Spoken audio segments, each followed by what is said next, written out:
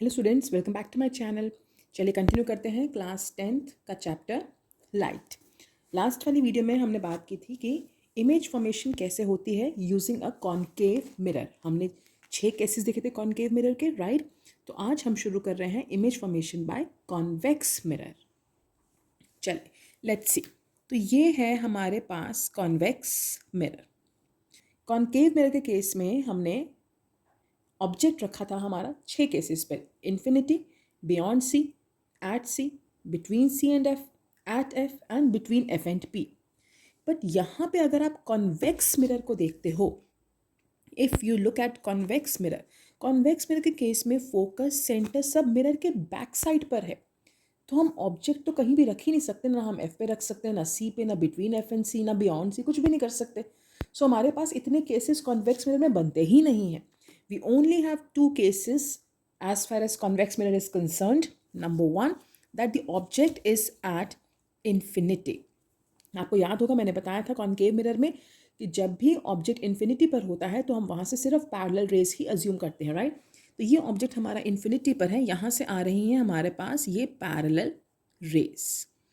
और जो भी रेज प्रिंसिपल एक्सिस के पैरेलल होती हैं, in case of convex mirror, they appear to diverge from the focus. ऐसा लगता है कि वो रेज फोकस से निकल के जा रही हैं, राइट। आई रिपीट, जब भी ऑब्जेक्ट इन्फिनिटी पर होता है तो वहाँ से हम सिर्फ पैरेलल रेज अज्यूम करते हैं, और जो भी प्रिंसिपल एक्सिस के पैरेलल रेज होती हैं they always appear to diverge from the focus. अब अगर आप ध्यान से देखो तो ये रिफ्लेक्टेड रेज तो स्प्रेड हो रही हैं, मीट ही नहीं कर रही हैं। दैट मीन्स एक्चुअल मीटिंग तो है नहीं, तो इमेज तो क्या होने वाली है, वर्चुअल होने वाली है। वर्चुअल इमेज हमेशा इरेक्ट होती है, राइट।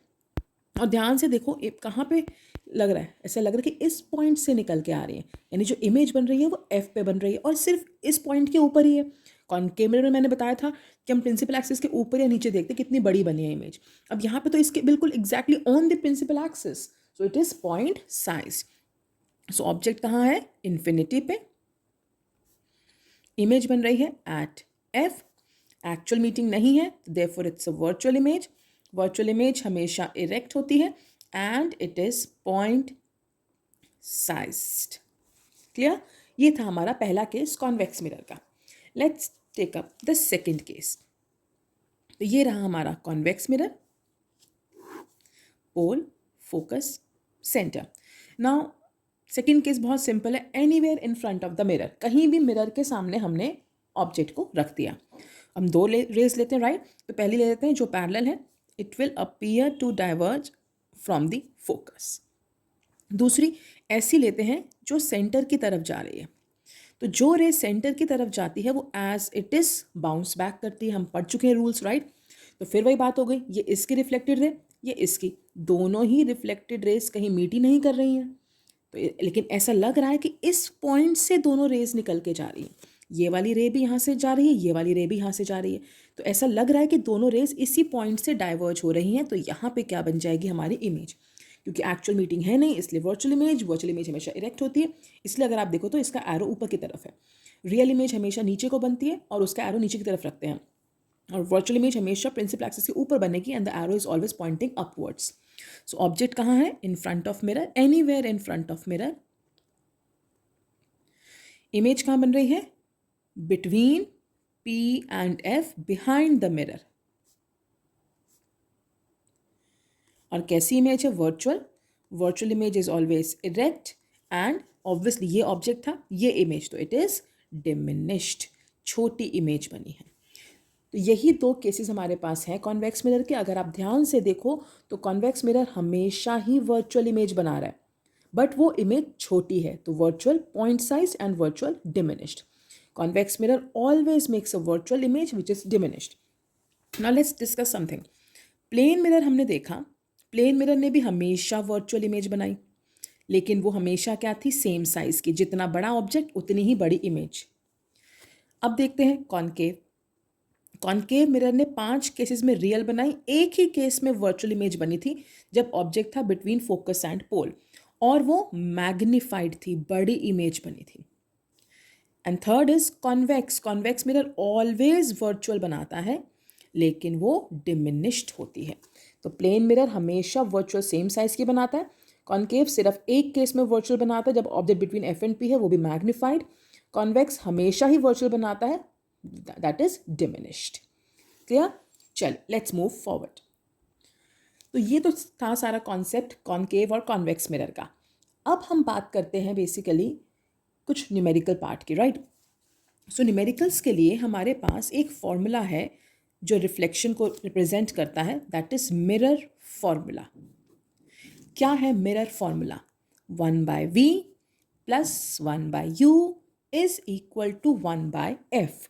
अब ये u, v और f क्या बला है भैया? u होता है ऑब्जेक्ट डिस्टेंस, v होता है इमेज डिस्टेंस एंड f होता है फोकल लेंथ। ठीक है, अब ये डिस्टेंस कहाँ से मेजर होते हैं, किसके हैं, कौन से हैं, क्या है, लेट्स सी। तो मान लेते हैं मेरे पास ये एक मिरर है कॉन्वेक्स और ये मैंने एक मिरर लिया हुआ है कॉन्केव।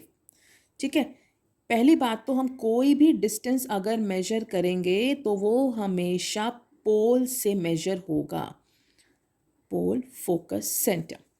ठीक है, तो अगर मैंने बोला ऑब्जेक्ट डिस्टेंस मतलब पोल से ऑब्जेक्ट का डिस्टेंस, अगर मैंने ऑब्जेक्ट यहाँ रखा है तो ये पोल है, पोल से इस ऑब्जेक्ट का ये जो डिस्टेंस है ये हो जाएगा मेरा u। मैंने ऑब्जेक्ट अगर यहाँ रखा है तो ऑब्जेक्ट से पोल का डिस्टेंस ये हो जाएगा मेरा u, राइट? तो distance is always measured from the pole. तो u क्या है? ऑब्जेक्ट का डिस्टेंस।